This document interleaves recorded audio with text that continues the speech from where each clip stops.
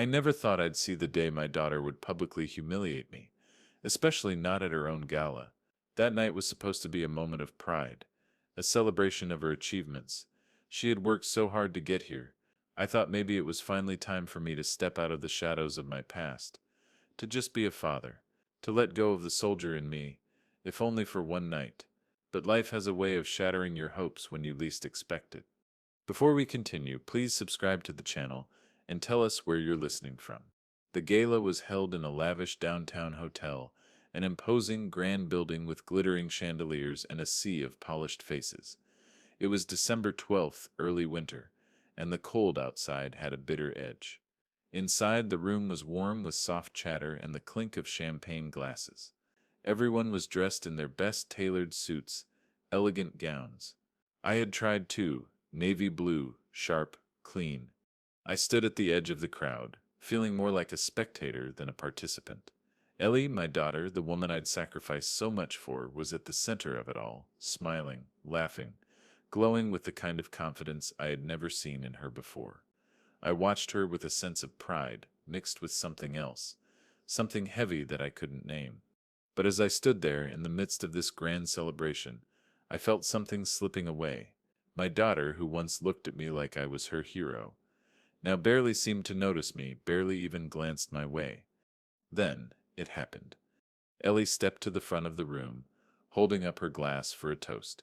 I watched helplessly as she turned her gaze on me. Her eyes, cold, distant, met mine across the crowded room. A slight smile, but not one of affection. The room fell quiet. And then she spoke. "You don't deserve to be here," she said, her voice carrying like a knife slicing through the air. "Dad Sip's a useless soldier. Always was." The words hit me like a punch to the gut. The room, her guests, all of them, shifted uncomfortably, their eyes darting between me and her, as if they could see my heart shattering in real time. The silence that followed was deafening. I couldn't breathe. I felt like the floor was caving beneath me, like the walls were closing in. My mind raced, trying to process what had just happened. How had we gotten here? But before I could even speak, the general, her guest of honor no less, stepped forward. A man I had once respected, once admired for his leadership. But now, in this moment, his presence only felt like a reminder of my past failures, the life I had built for nothing. "General," he said, his voice smooth, authoritative. Then he turned to me, that mocking smile spreading across his face. The next moment was one I will never forget. He raised his hand, saluting me in front of everyone, a salute so empty, so disrespectful that it felt like a slap across my face. The air around me thickened. The crowd watched, waiting for something, anything. I stood there, frozen, humiliated. The general's salute was an insult, a reminder of everything I had given up, my honor, my pride, all reduced to a mockery in front of my daughter, my peers, strangers I'd never see again. And just like that, my life, my sacrifices, my legacy, all of it was nothing, useless. I turned, stumbling through the crowd, desperate to get away. My hands shook. I could hear the whispers behind me, feel the weight of their eyes, but I didn't care anymore. I couldn't care. The wind hit me hard when I stepped outside. It felt like the air had been knocked out of my lungs. December's chill bit at my skin, but it wasn't the cold that took my breath away. It was the suffocating emptiness, the crushing realization that I had failed my daughter. And I wasn't going to let it end this way. That night, as the cold wind wrapped around me, I made a vow, quiet but unbreakable. I would rebuild my honor. I would take back what was mine, what had been stolen. No more would I stand by and let them degrade me. I would get my revenge. It would be slow, deliberate, but it would be justice. The door slammed shut behind me, and I leaned against it, struggling to catch my breath. The cold was already creeping into my bones. But it didn't matter. Nothing mattered. I stumbled through the hallway, my vision blurring with a mix of rage and humiliation. I should have been used to it by now. The sting of rejection, the cruel indifference from my daughter, the constant reminders that I was never good enough. But this was different. This was the one thing I had never prepared for. The one thing I couldn't defend myself against. Useless soldier, she'd called me.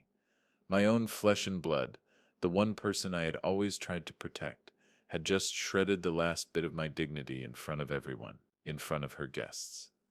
The words echoed in my head again and again. Useless, soldier. I had served this country with pride, given my body and my soul to the military. I had fought for this very freedom, and yet my daughter saw me as nothing more than a failure. I sank into the couch, the weight of my thoughts pressing down on me like a heavy, suffocating blanket. I had spent so many years running from the very thing that had broken me, my past, my military career, the sacrifices that had cost me everything. I had thought it would all be worth it one day, that my daughter would see the man I had been, the father I had tried to be. But now, as I sat there, my chest tightening with every breath, I realized just how wrong I had been. My ex-wife's voice echoed in my mind. That final argument we had before she left. You're not here, Jason. You're never here. Your job means more to you than we ever did. She had said it with such cold certainty that I had no choice but to accept it. But now? Now I could see that maybe she was right. Maybe I had pushed her and Ellie away. Maybe I had been too wrapped up in my own sense of duty to see what was slipping through my fingers. The past years, my service, the deployments, the long nights away from home, they all felt so pointless now. What was the point of sacrificing everything if it meant losing the ones I loved? I grabbed a bottle of bourbon from the shelf and poured myself a glass. I needed something to numb the pain, but as the amber liquid burned its way down my throat, the guilt only grew stronger. This was my fault. I ran my fingers through my hair, frustration boiling beneath the surface. I had given everything for this family. Everything, and for what? A daughter who saw me as a joke. A life that felt like a house of cards, teetering on the brink of collapse. I thought back to the letters I'd written to my ex-wife while I was deployed. Letters where I begged for a connection, for some sign that she still cared, that I hadn't lost her completely. I had never sent them, of course. They were just words, just empty pleas for a future I wasn't sure would ever come. But now, as I sat there in the dark, the weight of those unsent letters felt unbearable. I stood up abruptly, the need to move, to do something, gnawing at me. But where would I go? Who could I turn to? I thought about the old army friends I had kept in touch with over the years. They had always been there, in the background, offering support when I needed it. But they were scattered now, living their own lives. Still, there was one thing they understood, the sacrifices we had made, the things we had left behind. Maybe they could help me. Maybe they could help me understand what I was missing. I reached for my phone, dialing one of their numbers without thinking. It rang a few times before the voice on the other end picked up. Jason?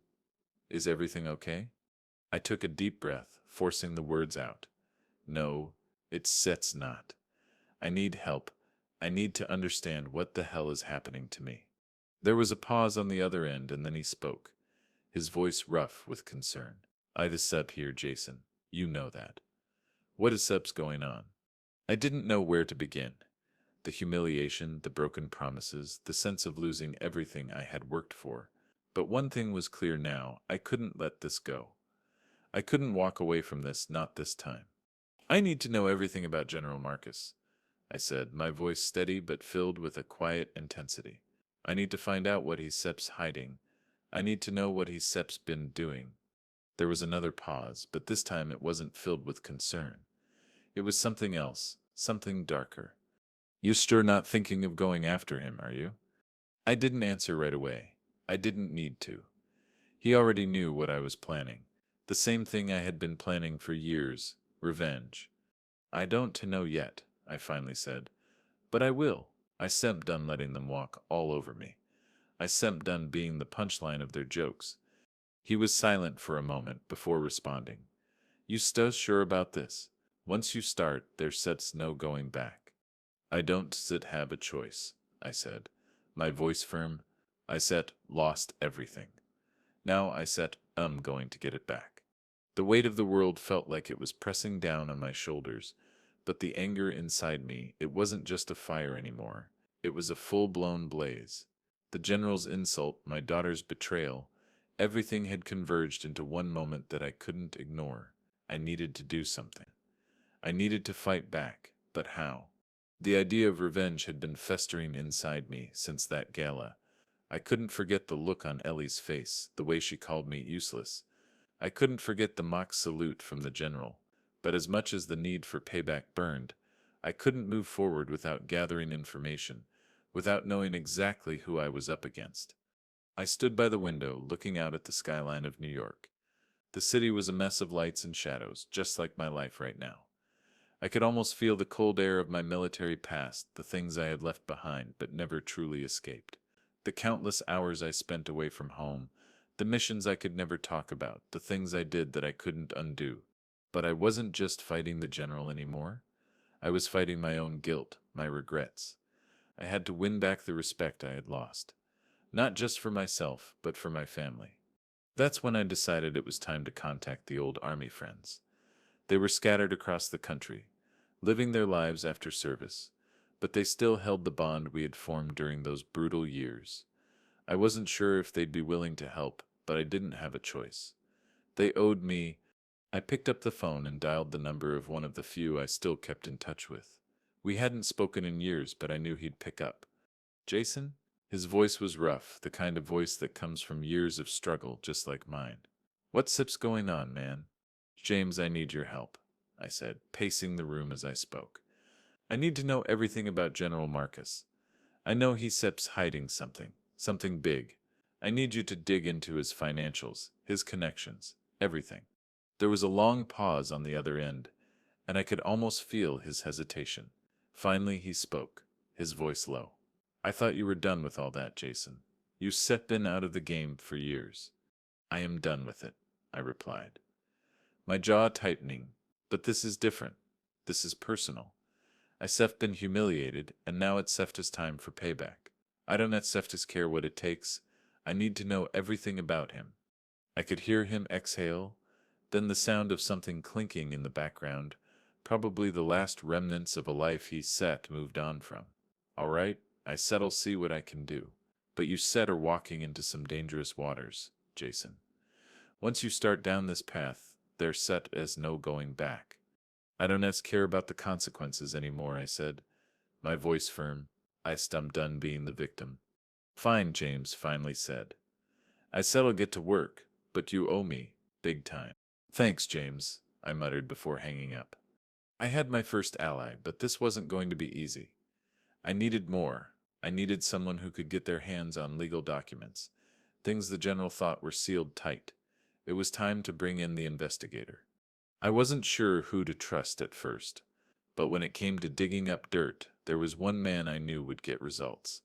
His name was Robert, a former private investigator with a reputation for getting to the heart of things.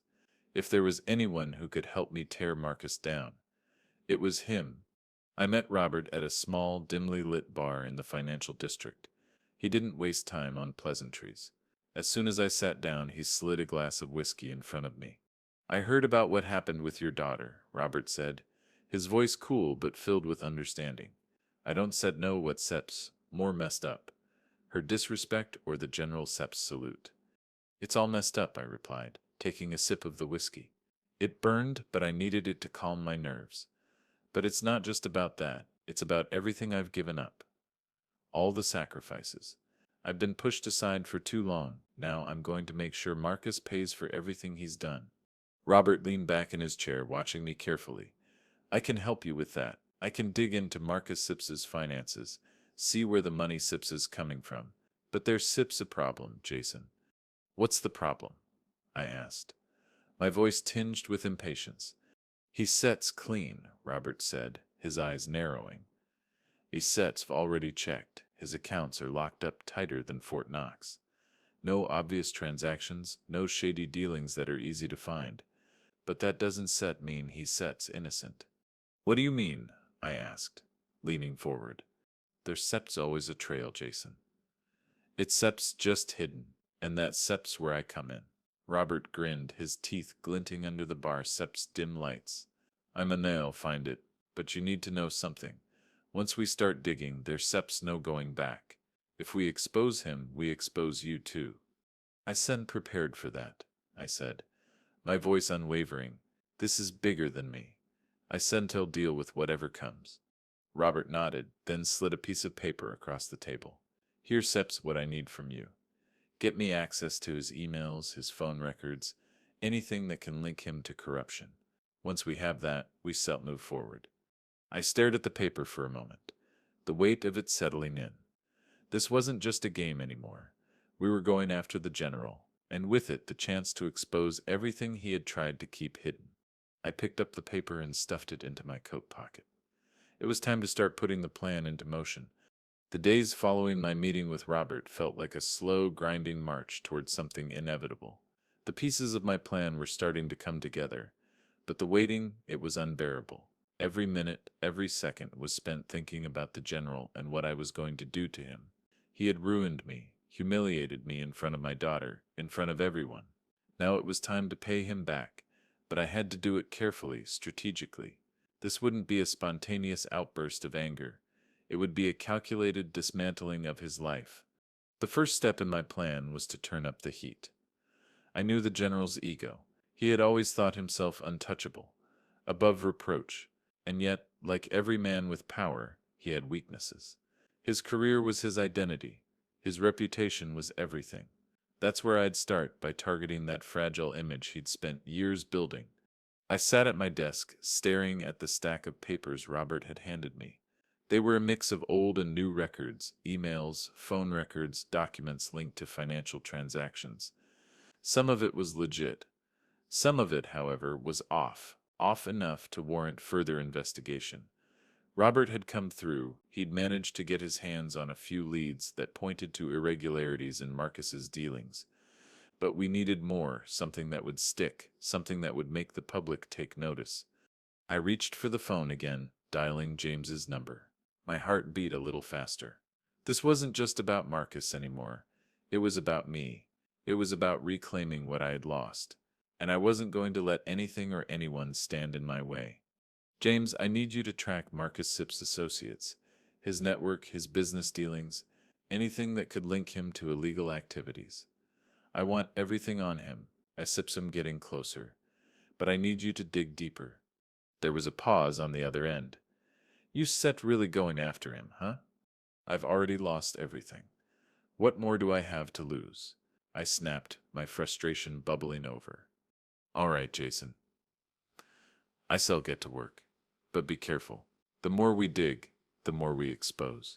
You start opening a can of worms here. You sure you want to go this far? I don't have a choice. I'm already in too deep, I replied, my voice unwavering. We hung up, and I sat back in my chair, my fingers drumming restlessly on the desk. Each piece of information I received was another step toward my goal. But the more I learned about Marcus's operations, the more I realized how much danger I was in. The people he worked with, his associates, were powerful, and they weren't the type to be taken down quietly. I had to be careful. This wasn't just a game of revenge anymore. This was survival. The next day, I received a call from Robert. He had found something significant, a series of suspicious transactions between Marcus and several offshore accounts. The amounts weren't huge, but they were enough to raise questions, enough to set the stage for a bigger investigation. But I couldn't act yet. I had to wait for the right moment. It was then that I realized the true scope of what I was doing. This wasn't just about punishing Marcus. It was about exposing the whole system, the corruption, the lies, the hypocrisy. I could bring it all down, but it wasn't going to be easy. The general had powerful friends, and they would fight back. I had to be methodical. Every step had to be planned with precision. I knew I couldn't do it alone. I needed my army of allies, old friends, Robert, anyone who could help me dig deeper. I needed to find the smoking gun, the one piece of evidence that would make Marcus's world collapse. And when I found it, when I finally had him in my sights, I would strike. In the meantime, I couldn't afford to let my guard down. My daughter was still a question mark. I had tried reaching out to her, sending her messages and small tokens of affection, but she was distant, cold. Each response she sent me felt like a slap in the face. The gap between us seemed impossible to bridge, but I couldn't give up. Not yet, there was still time. Still a chance for me to make things right. One evening, I found myself sitting in front of the television, the room dark except for the soft glow of the screen. The news was on, the usual political banter filling the air, when suddenly the name General Marcus flashed across the screen. My heart skipped a beat. General Marcus, the man hailed as a national hero, is under investigation for questionable financial dealings linked to several offshore accounts. The reporter's voice cut through the silence. Sources say the general's connections extend beyond the military, with ties to several controversial figures. I froze, staring at the screen.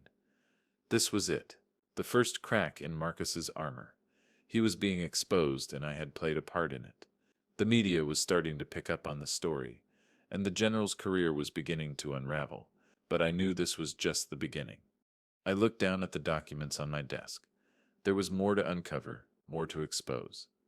I had to keep going, but now the stakes were higher. The general knew someone was targeting him. The game had officially begun.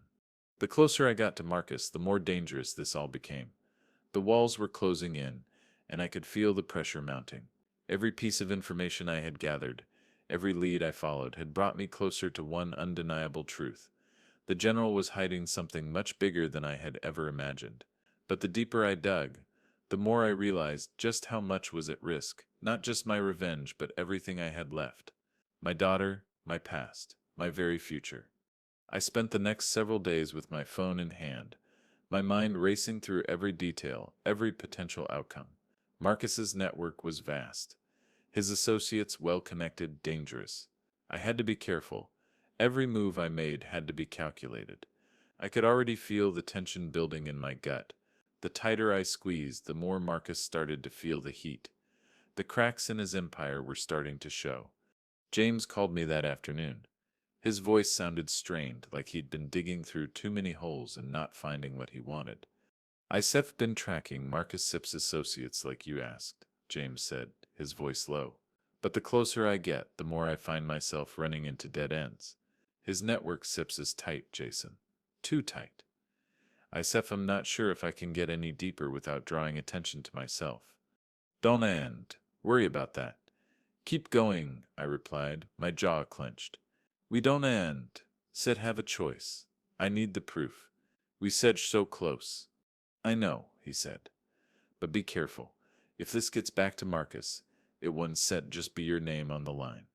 Its set will be everyone's sets." I hung up, staring at the documents on my desk. The heat of the investigation was starting to get to me, and I could feel it, a knot of worry tightening in my chest. But I had come too far to turn back. I couldn't afford to stop now. Later that evening, Robert called with new information. The voice on the other end was crisp, his tone urgent. "I've been following the money trail you wanted, Jason. It's worse than I thought. There's a pattern in Marcus's transactions, smaller amounts, but consistent. The money's been moving between several offshore accounts, linked to companies in the Caribbean, Russia, and a few other places. But the key piece of the puzzle, it all traces back to a private bank in Zurich. I'm talking millions of dollars hidden through shell companies." My heart raced. This was the smoking gun I had been waiting for. "Where sips the evidence?" I asked, leaning forward. "I need everything.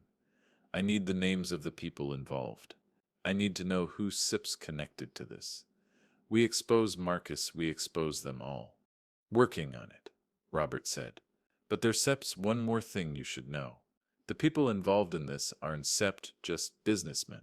Some of them have military connections, high-ranking officers. I Sept not sure how deep this goes, Jason, but it could be bigger than we thought." I stood up, pacing the room as I absorbed the information. High-ranking officers? It made sense. Marcus was part of a system, a powerful system that had been built over years. But the fact that there were military ties to his dealings only made everything more complicated. I wasn't just targeting a corrupt general anymore. I was going up against an entire network of corruption, a network that stretched deep into the military establishment, one that I had once been a part of. "You're sure about this?" I asked, though I already knew the answer. Robert wouldn't be calling if he wasn't sure. "I'm sure," Robert replied. "But remember, if we go public with this, it one foot just ruin Marcus Cespe's career. It sets to destroy everything he Cespe's worked for, everything he Cespe built." I sat back down, running a hand over my face. This was it. This was the moment where everything came to a head. My revenge wasn't just about personal humiliation anymore. It was about exposing the rot at the heart of everything I had once served.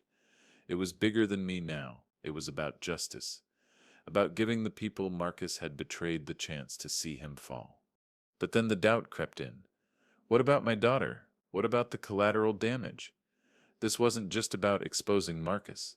This would tear apart families, institutions, legacies. Was I willing to sacrifice everything for this? As the night stretched on, I found myself staring at the photo of Ellie. I kept on my desk. She was younger in that picture, bright-eyed and full of life. I could still hear her laugh, still feel the weight of her hugs. But now all I heard was the echo of her calling me a useless soldier. The pain of that moment was still too fresh, too raw. But there was something else there, too. Something buried deep within me. A sense of loss, yes, but also a sense of responsibility. I had been absent. I had pushed her away, but I couldn't undo that. The only thing I could do now was make sure I got justice, no matter what the cost. I grabbed my phone and dialed Ellie's number. The call rang once, then twice, then finally she picked up. Dad? Her voice was cold, distant. What is it? I need to talk to you, I said, my throat tightening. There was silence on the other end for a long moment. About what? She finally asked, her voice flat. About Marcus.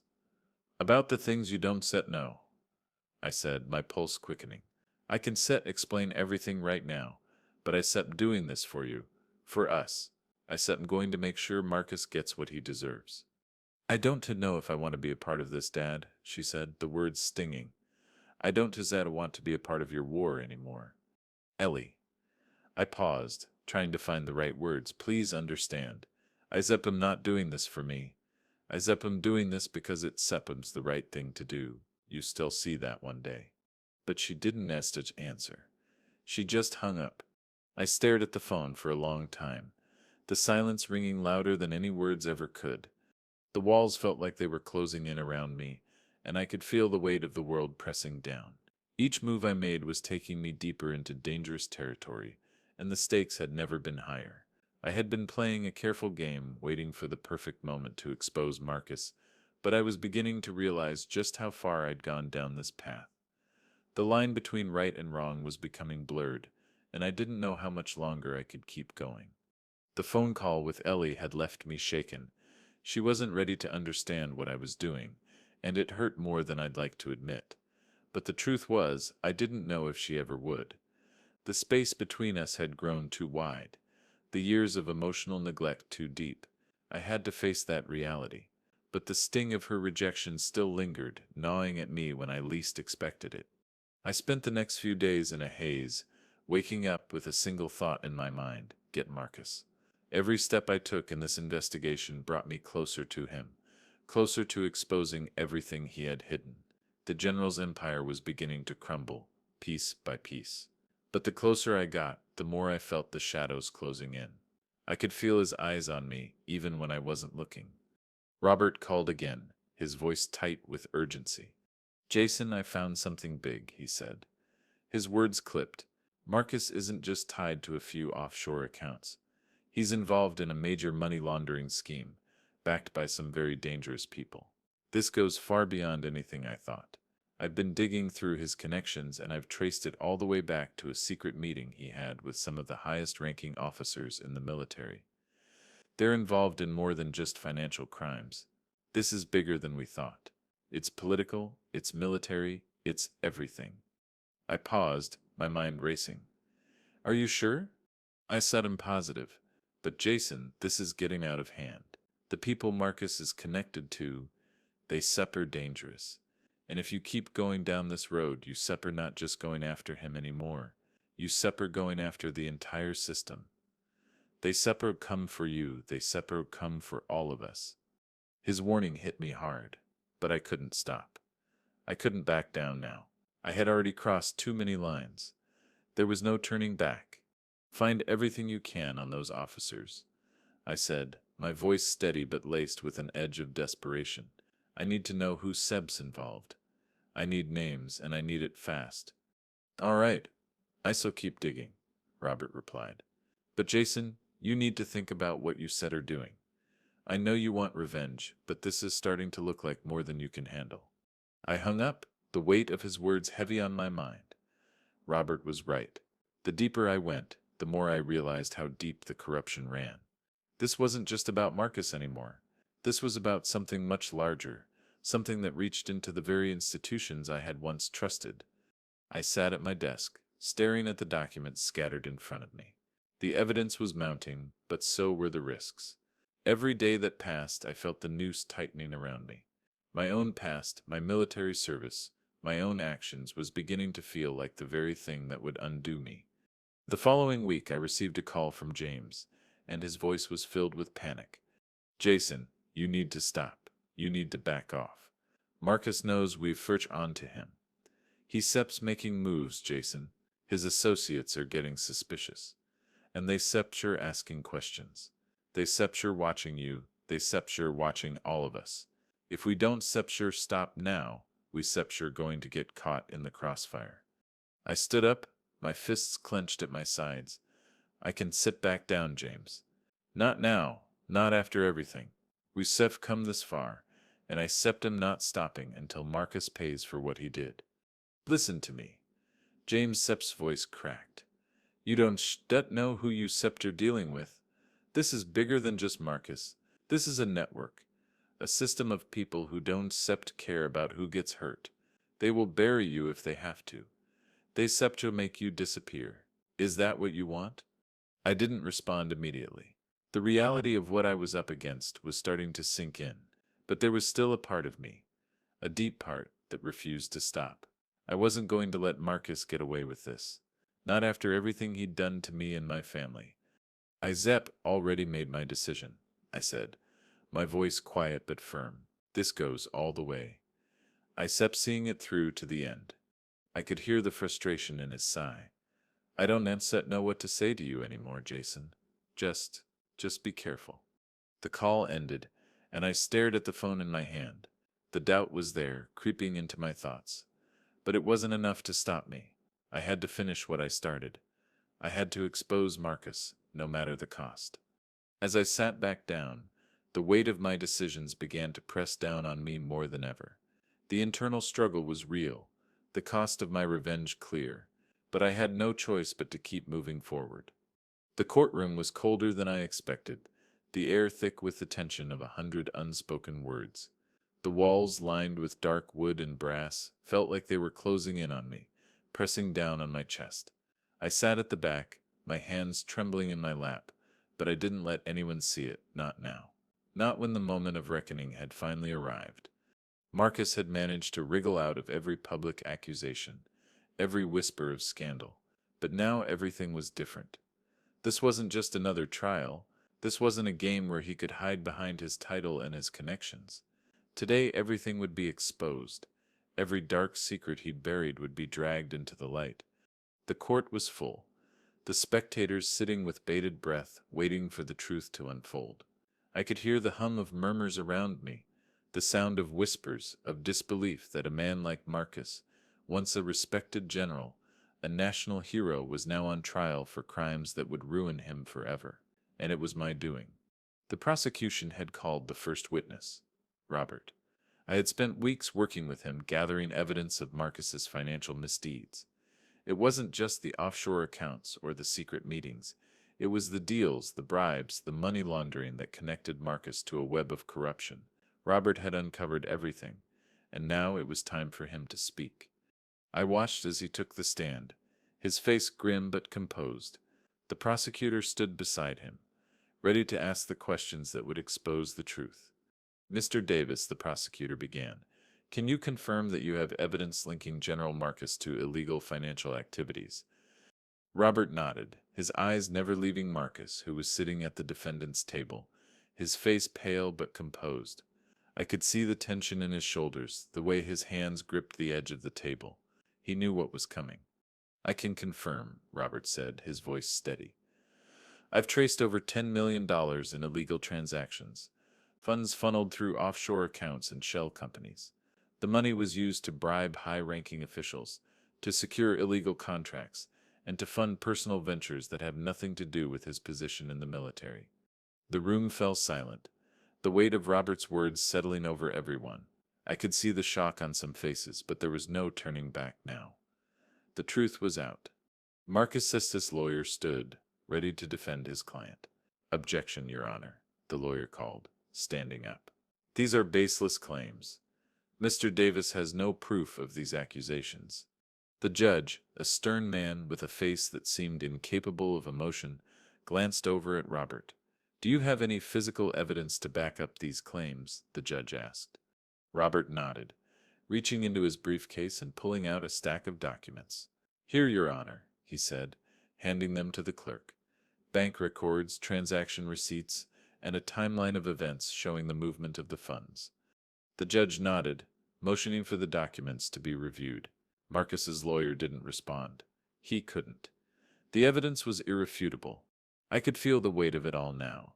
The long months of preparation, the endless nights of sleepless planning. It was all leading up to this moment. But there was one thing that still haunted me. My daughter. She hadn't come to the trial. She hadn't responded to my messages or attempts to contact her. She hadn't even acknowledged what was happening. I knew she had heard about the investigation, the media coverage, but she hadn't shown up. A part of me, one that I tried to bury, wondered if I had gone too far. Was this worth it? Was exposing Marcus and his crimes really worth the price I had paid with my family? I shook off the doubt. This was bigger than me. This was about justice. And Marcus would pay. The trial continued for days, the prosecution calling witness after witness, each one adding another layer to the case against Marcus. The general's reputation, the one he had spent decades building, was crumbling, piece by piece. But it wasn't just his career at stake. It was his freedom, his entire life. Everything he had fought for was coming apart at the seams. And I couldn't help but feel a sense of satisfaction with each passing day. This was what he deserved. Then, finally, it was my turn. I had been waiting for this moment, for my chance to speak, to make him face me. The prosecutor called me to the stand, and I rose, my heart pounding in my chest. I could feel the eyes of the courtroom on me, but I didn't let it faze me. This was my time. I had been the one who had been humiliated. I had been the one who had sacrificed everything for the country, for my family. I had every right to stand there and speak. "Mr. Jason Harris," the prosecutor said, his voice filled with gravity, "please tell the court what happened at the gala on December 12th, the night General Marcus publicly disrespected you." I took a deep breath. The memories of that night were still fresh in my mind. The humiliation, the sting of Ellie's words. But I didn't falter. I couldn't. "I was there with my daughter," I began, my voice steady but filled with emotion. I had been proud of her, proud of the woman she had become. But when she called me a useless soldier in front of everyone, when she humiliated me like that, I knew I had lost her. And then to have Marcus, the man I had once respected, step in and mock me in front of everyone with that salute, it was the final straw. That night I realized that my life, my sacrifices had been nothing, nothing but a joke to them. I paused for a moment, my throat tightening as the memory of that moment washed over me. But I didn't let it go. I couldn't let him get away with it. Not when I knew the truth, not when I knew what he was hiding. I couldn't let him ruin me, ruin everything I had worked for. The courtroom was silent as I spoke. Even Marcus's lawyer didn't dare to interrupt. I had done it. I had exposed the real reason I was here. It wasn't just about revenge, it was about justice. And then, as if on cue, I revealed the final piece of evidence. The sealed documents from my military past, the covert mission that could ruin Marcus's reputation forever, the truth about what he had done, the lives he had ruined, the sacrifices I had made, all of it came crashing down in that moment. The silence in the courtroom was deafening. I had laid everything bare, Marcus's corruption, his lies, the way he had ruined so many lives, including my own. But as the verdict was read, a strange emptiness washed over me. The general had been convicted. His career was over, his reputation in tatters. Justice had been served, but why didn't it feel like a victory? As the courtroom emptied and the whispers of the crowd echoed in my ears, I felt the weight of what I had done. I had exposed Marcus, but in doing so I had lost more than I ever thought possible. I had exposed myself. My past, the military secrets I had worked so hard to bury, had come to light, and I wasn't sure how much longer I could carry the weight of that. I stepped out of the courtroom and into the cold New York air. The December wind cut through me, as if reminding me that nothing would ever be the same. Not after today. Not after everything I had done to bring Marcus down. But it wasn't just Marcus I had to worry about anymore. The price I had paid for revenge had already begun to reveal itself. I hadn't heard from Ellie, not a single message, not a phone call. My heart sank every time I thought about her. The daughter I had once loved so deeply had turned her back on me. And the reason for that was simple. I had gone too far. I had dragged her into this mess even though she hadn't asked for it. I had hurt her in ways I could never undo. I had won, but at what cost? The media had already begun to report on the verdict. Headlines screamed about Marcus's conviction, but I couldn't escape the fact that everything I had done had come at a steep price. I had burned bridges and I wasn't sure if I could rebuild them. The damage wasn't just to Marcus, it was to me, to my family, to everything I had tried to hold on to. A week later, I found myself sitting in a small cafe, staring at my phone, waiting for a call from Ellie. But the call never came. Instead, my ex-wife called. Her voice, once so familiar, now felt distant and cold. "Jason," she said, her tone clipped. "I heard about the trial, about what you did, and I just wanted to say, I hope you are proud of yourself. I didn't do it for me." I said, my voice thick with emotion. "I did it because it was the right thing to do. I had to expose him." "I know," she replied, her voice softer now. "But you such are not the only one who such has been hurt by all this, Jason. Ellie, she such is devastated. She can such understand why you did this. She feels like she such has lost you." I clenched my fists, the guilt tearing through me. I had known deep down that Ellie would feel this way, but hearing it from her mother, it made the pain all the more real. "I didn't mean to hurt her," I said, my voice barely above a whisper, "but I had to do this for me, for us." There was a long pause on the other end. Before she spoke again, her voice tinged with sadness. "I don't know what's gonna happen now, Jason, but you gotta figure it out, for your sake and for hers. She needs you. Don't let this be the end of everything." The words hit me like a ton of bricks. I had been so consumed by my need for revenge that I had neglected the one person who still mattered, my daughter. I had pushed her away for so long, telling myself it was for her own good, that I was doing what was best for our future. But in the end, I had lost her. And now, I didn't know how to get her back. I left the cafe and walked aimlessly through the streets of the city. The weight of the world felt unbearable. My victory over Marcus had come at such a cost, and I didn't know how to reconcile the man I had become with the father I had failed to be. That night, I sat in my apartment, staring at the walls, the silence pressing in on me. My mind raced, replaying every decision, every moment that had led me to this point. The revenge had been sweet, but it hadn't brought me peace. It hadn't brought me back to the place I had once been. It hadn't brought me my daughter. I knew I couldn't change what had happened. The damage was done, but maybe, just maybe, I could still try to make things right. I wasn't sure how, but I had to try for her, for me, for us. The general was gone. His empire had fallen. But the real battle, the one that mattered most, was just beginning. And this time the fight would be for the one person I still cared about, the one person who could still bring me redemption.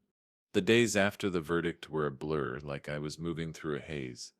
Marcus was gone, his reputation obliterated, his career destroyed, but I couldn't escape the feeling that something was missing. Justice had been served, but at what cost? I sat alone in my apartment, the cold air from the open window biting at my skin, but I didn't care. I had done it. I had exposed Marcus.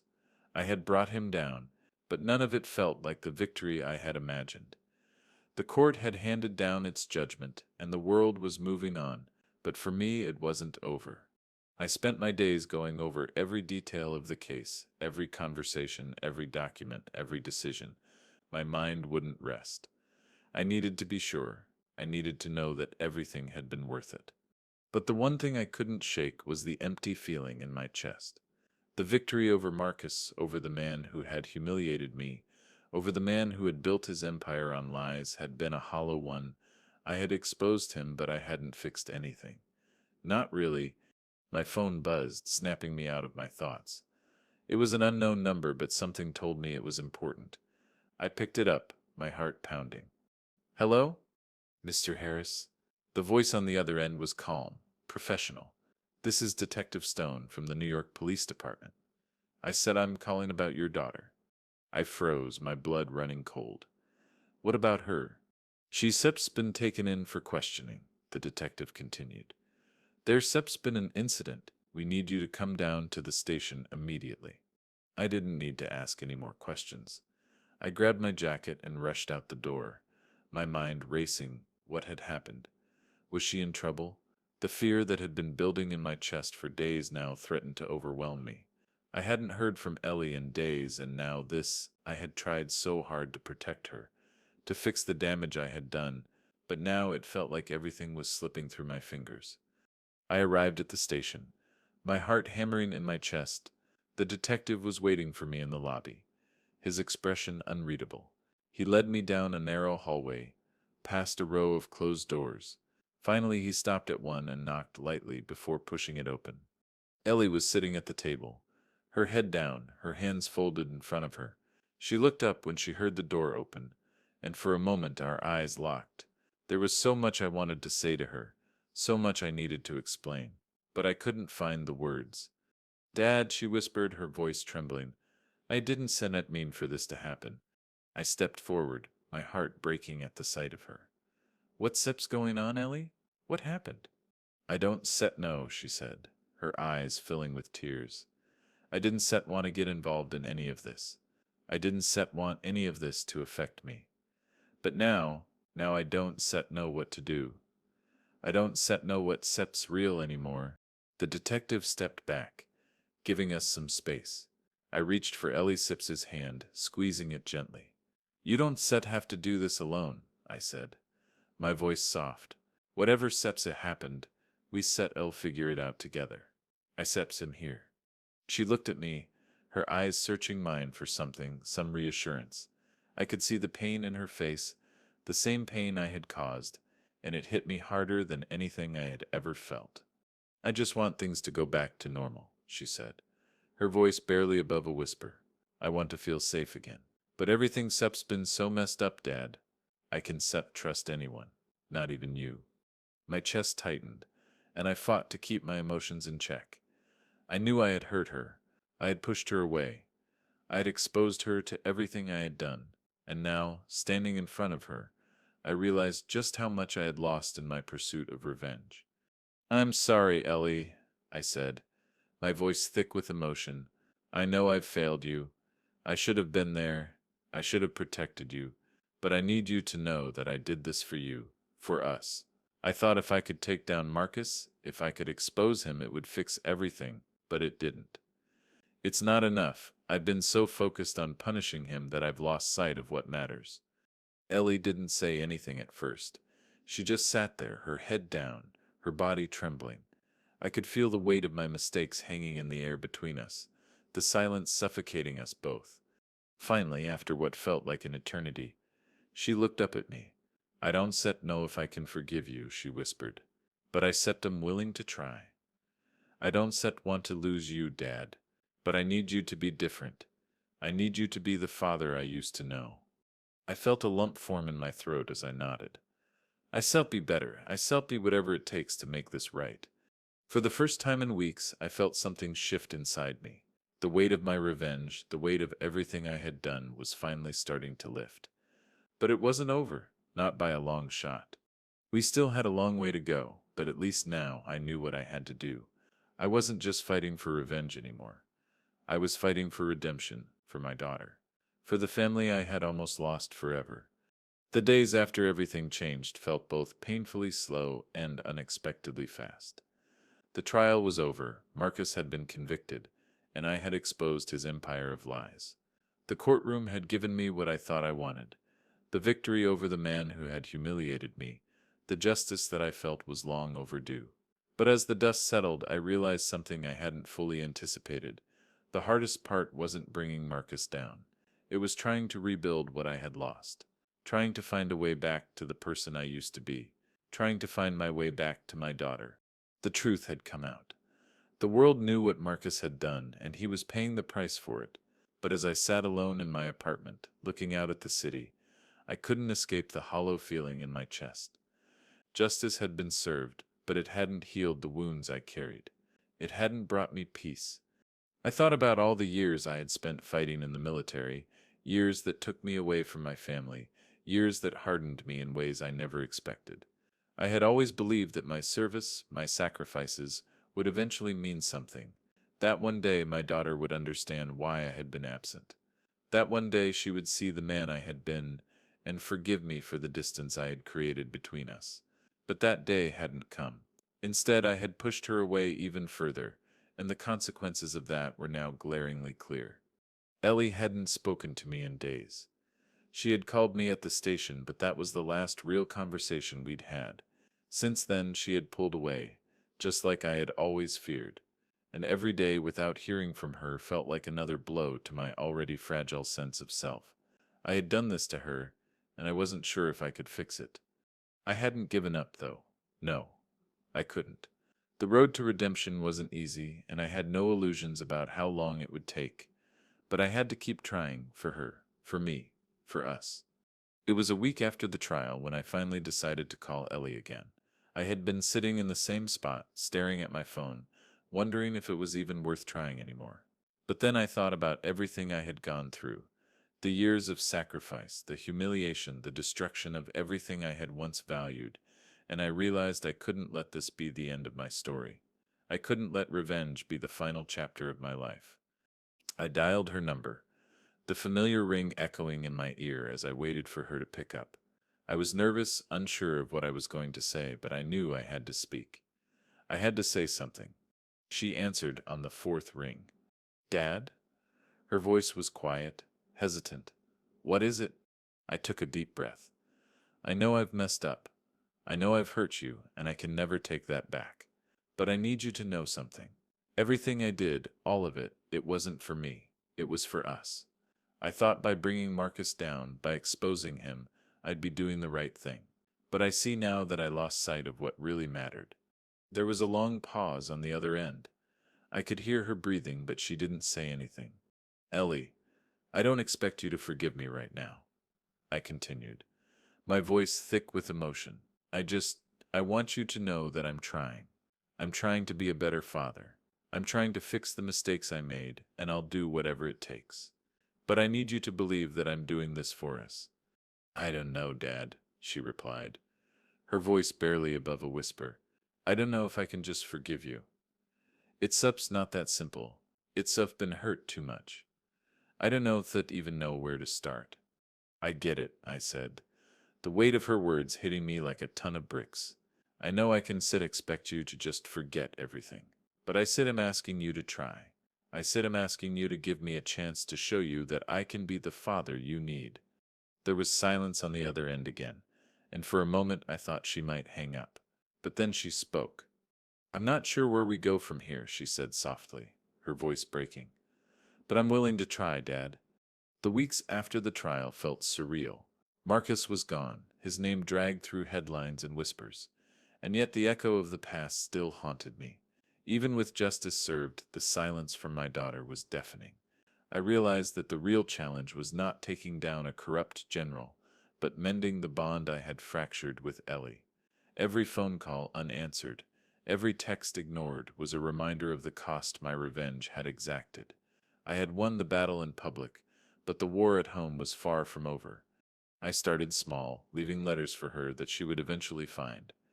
One evening I slipped an envelope under her bedroom door, careful not to wake anyone. Inside I had written about my regrets, my failures, and the sacrifices I had made silently for her and our family. I didn't expect her to read it right away. I only hoped she would understand that these words were not an excuse, but an acknowledgement of my mistakes. Each letter was a piece of myself I had been holding back, a bridge I hoped would connect the chasm between us. Robert continued providing updates about Marcus and his network, but now I could separate the past from the present. The investigations no longer consumed me, leaving room for the more important task, rebuilding trust with my daughter.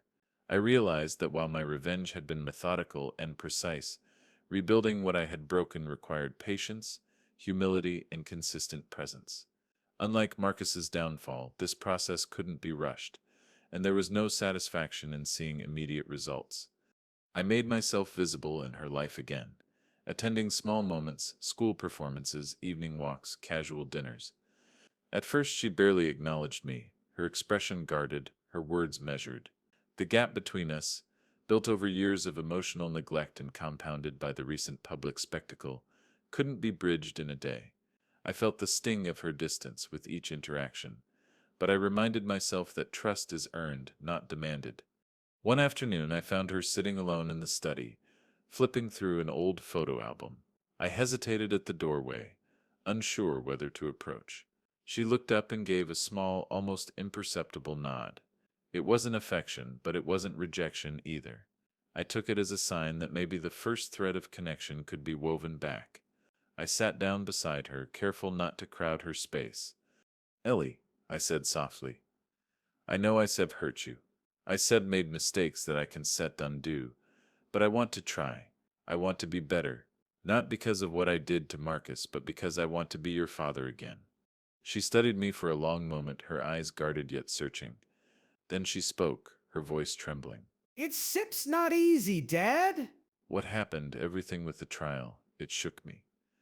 I don't set know if I can trust that things one set fall apart again."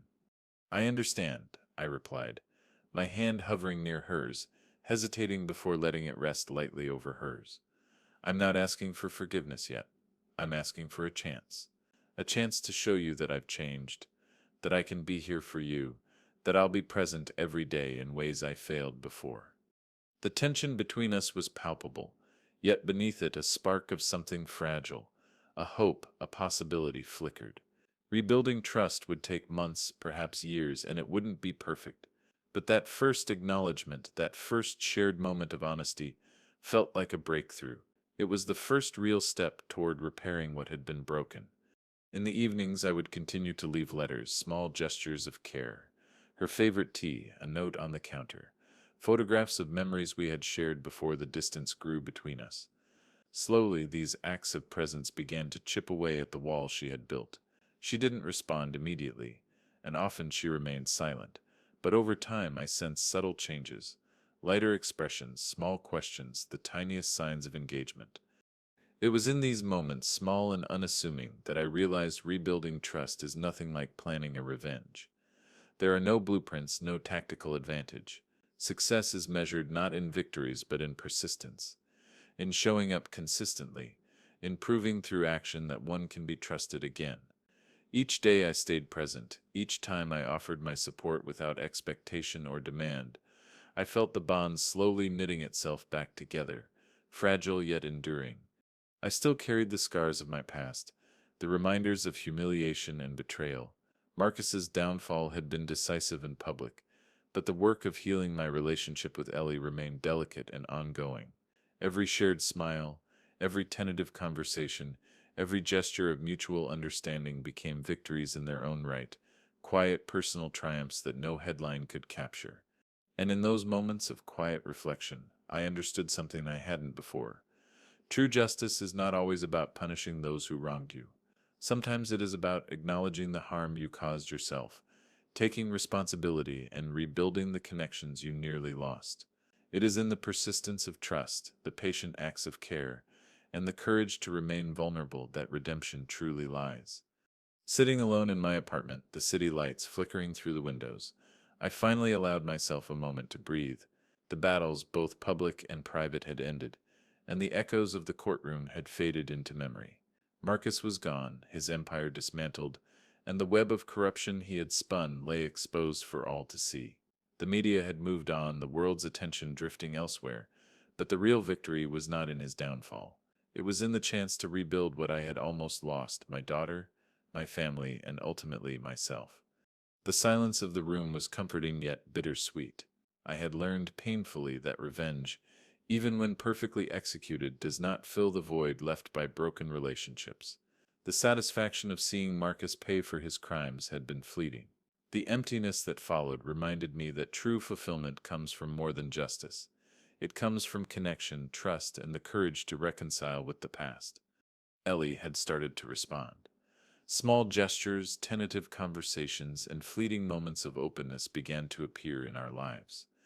The walls she had built around herself after years of my absence and recent turmoil were slowly cracking. It was neither instantaneous nor easy. Some days she recoiled, reminding me of the pain I had caused. Other days she let me in, even if only a little. Those were the moments I clung to, proof that healing, though slow, was possible. I reflected on the path I had taken. The humiliation at the gala, the sting of her words, the general's mockery. I thought of the meticulous planning, the nights spent coordinating with Robert, the evidence gathered, and the intricate steps taken to bring Marcus to justice. Each act of revenge had been deliberate, lawful, and effective, yet it had also exacted a toll. The victory was undeniable, but the emotional cost was immense. I had exposed corruption, righted a wrong, and reclaimed my dignity. But the personal scars, the fractured trust with my daughter, were reminders that no amount of justice could instantly heal what had been broken. And yet, in those quiet moments of reflection, I understood something fundamental. True redemption is not about the battles you win or the enemies you defeat. It is about taking responsibility for your actions, acknowledging your flaws, and committing to a path of restoration. It is about showing up consistently, even when it is uncomfortable or inconvenient. It is about proving through deeds, not words, that you can be trusted, that you can love, and that you can be present. I picked up a framed photograph of Ellie and me from years ago, a memory of simpler times, of innocence and untainted affection. I traced the edges with my fingers, letting the memory wash over me. I whispered softly, "You didn't lose me, you gave me away, but maybe, just maybe, I can find my way back." The words, once heavy with regret, now carried a sense of hope, a recognition that the future was still unwritten, and that with patience and persistence the bond I had nearly destroyed could be rebuilt. The lessons of the past weighed heavily on me, yet they also illuminated a path forward. I had been a soldier, a strategist, a man of principle, but now I had to be a father first. My identity, my purpose, was not solely defined by honor or vengeance. It was defined by the capacity to love, to acknowledge mistakes, and to nurture what remained. The legal victories were significant, but the personal victories, quiet, subtle, and fragile, were the ones that truly mattered. As the night deepened and the city slept, I realized that life would continue, imperfect yet filled with possibility. I could not erase the past, nor could I undo the years of absence, neglect, and miscommunication. But I could choose to engage, to rebuild, and to invest in the relationships that mattered most. Each day would be a step toward reconciliation, each act of presence a brick in the foundation of trust. I closed my eyes, allowing myself to feel the weight of relief and responsibility simultaneously. The journey had been long, the path treacherous, and the lessons painful, but through it all, I had emerged with a clearer understanding of justice, redemption, and the true meaning of honor. The world would remember Marcus for his fall. My daughter would remember me for my absence, but perhaps in time she would also remember me for my return. And so I made a quiet vow to myself to continue showing up, to continue earning trust, and to continue striving for reconciliation, knowing that true victory is measured not in revenge, but in the courage to repair what has been broken. The past could not be changed, but the future, fragile, uncertain, and unwritten, was mine to shape. And in that fragile future, I would find my way back,